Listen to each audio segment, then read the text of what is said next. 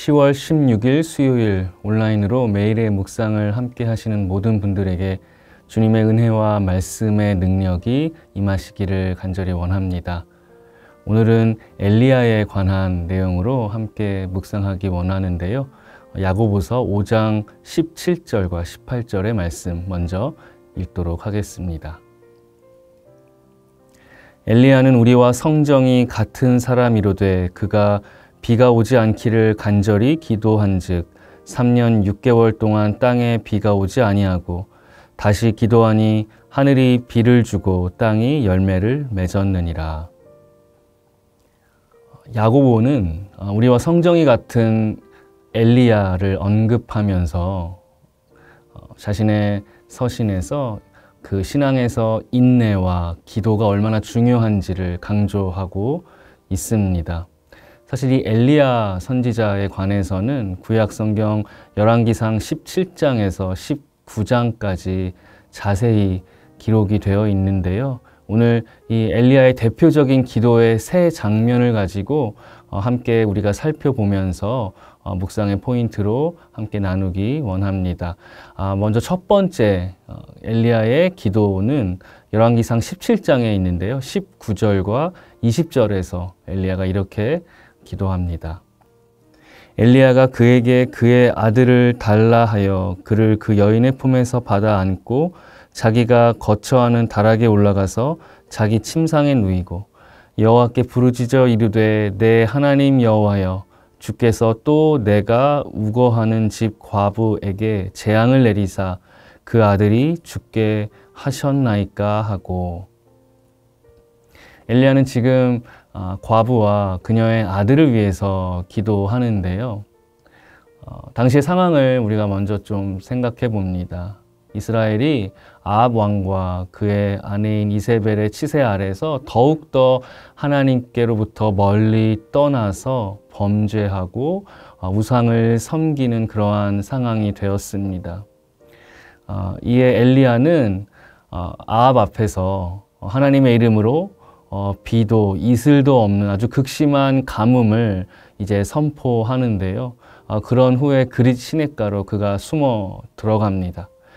그리고 그 이후에 하나님의 명령을 따라서 사르밧 과부를 만나게 되는데 선지자를 섬기는 그 과부의 손길로 인하여 그 가정에 주님이 주시는 공급하심의 축복이 임합니다. 그러던 어느 날 갑자기 그 과부의 외아들이 병들어 죽게 된 것이죠. 그때 이 사르밧 과부가 엘리야에게 뭐라고 하는지는 열왕기상 17장 18절에 기록이 되어 있는데요. 이렇게 그녀가 말합니다. 하나님의 사람이여 당신이 나와 더불어 무슨 상관이 있기로 내 죄를 생각나게 하고 또 내 아들을 죽게 하려고 내게 오셨나이까. 그녀의 절규 그리고 그 원망이 이제 엘리야로 향하고 있음을 또 넘어서 하나님께 대한 것임을 우리가 느낄 수가 있는데요. 그러한 그 과부의 눈물과 절규를 듣고 이제 그 죽은 아들을 데리고 엘리야는 자신이 거하던 다락방으로 들어 올라갑니다. 그리고 하나님께 기도하는 것이죠. 이 장면에서 우리는 이 엘리야의 첫 번째 기도, 이 기도는 다른 이의 눈물과 아픔을 외면하지 않고 상관하면서 함께하면서 그 아픔과 슬픔에 동참하는 기도임을 확인합니다. 두 번째, 이 엘리야의 기도 장면은 무엇인가? 바로 그 다음 장인 열왕기상 18장을 보시면 36절과 37절에서 이렇게 기도합니다. 저녁 소제 드릴 때에 이르러 선지자 엘리야가 나아가서 말하되 아브라함과 이삭과 이스라엘 하나님 여호와여 주께서 이스라엘 중에서 하나님이신 것과 내가 주의 종인 것과 내가 주의 말씀대로 이 모든 일을 행하는 것을 오늘 알게 하옵소서. 여호와여 내게 응답하소서. 내게 응답하소서. 이 백성에게 주 여호와는 하나님이신 것과 주는 그들의 마음을 돌이키심을 알게 하옵소서 하매.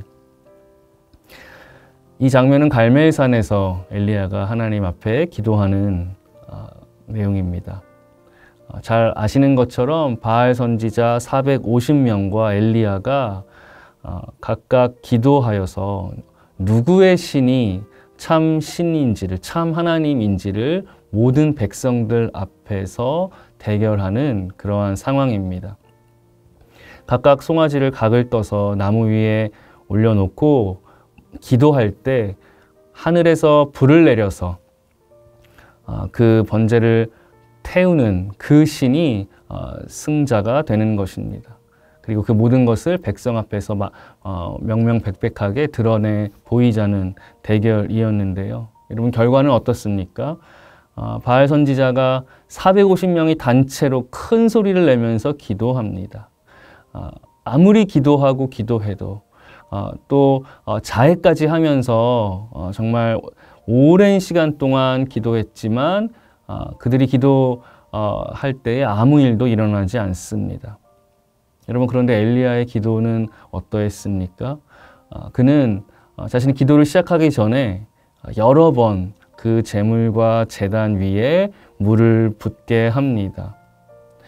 그가 기도했을 때 하나님께서 내리시는 그 불에 대해서 그 누구도 의심하지 못하도록 그렇게 조치를 취한 것이죠.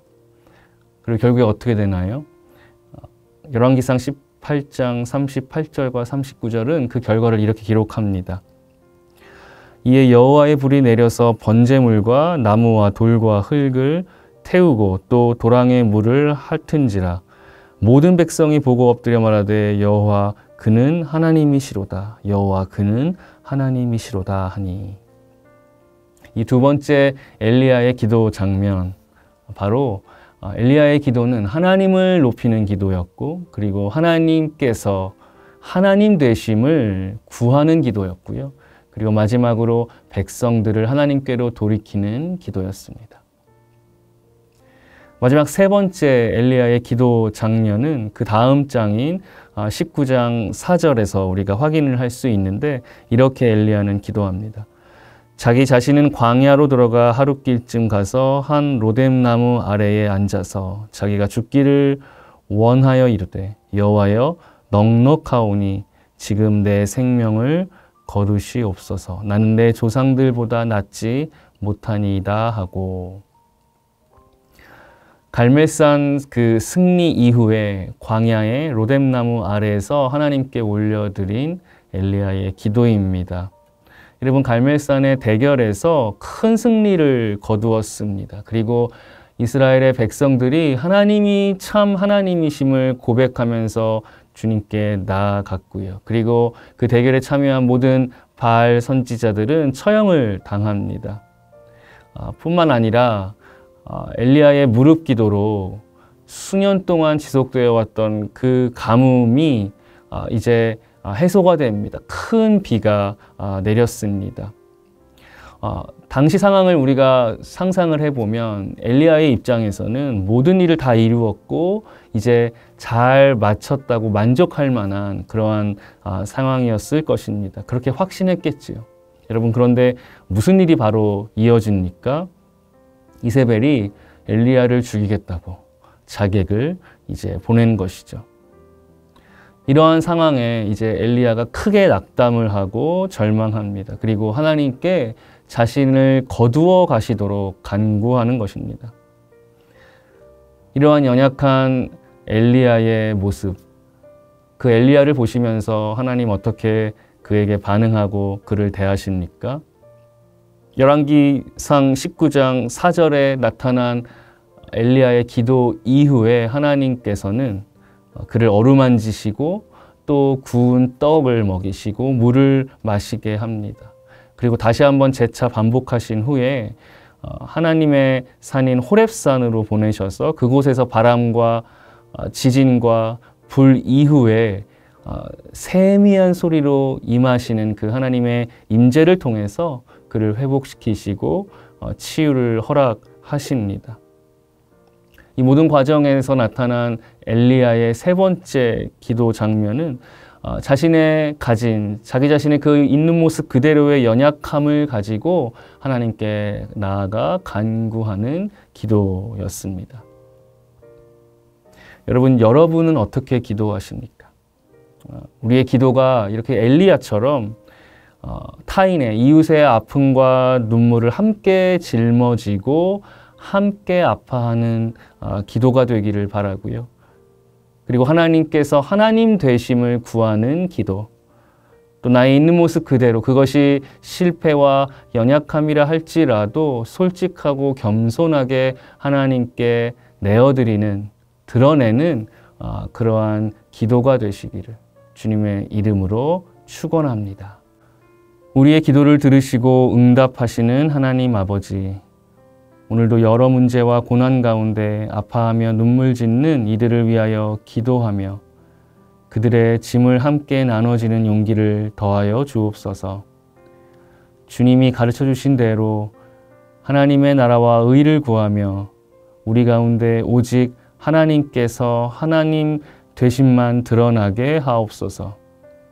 때로는 연약하고 어리석은 저희의 모습 그대로 아버지께 나아갑니다. 긍휼히 여겨주시고 새롭게 하시는 은혜로 채워 주옵소서. 예수 그리스도의 이름으로 기도합니다. 아멘.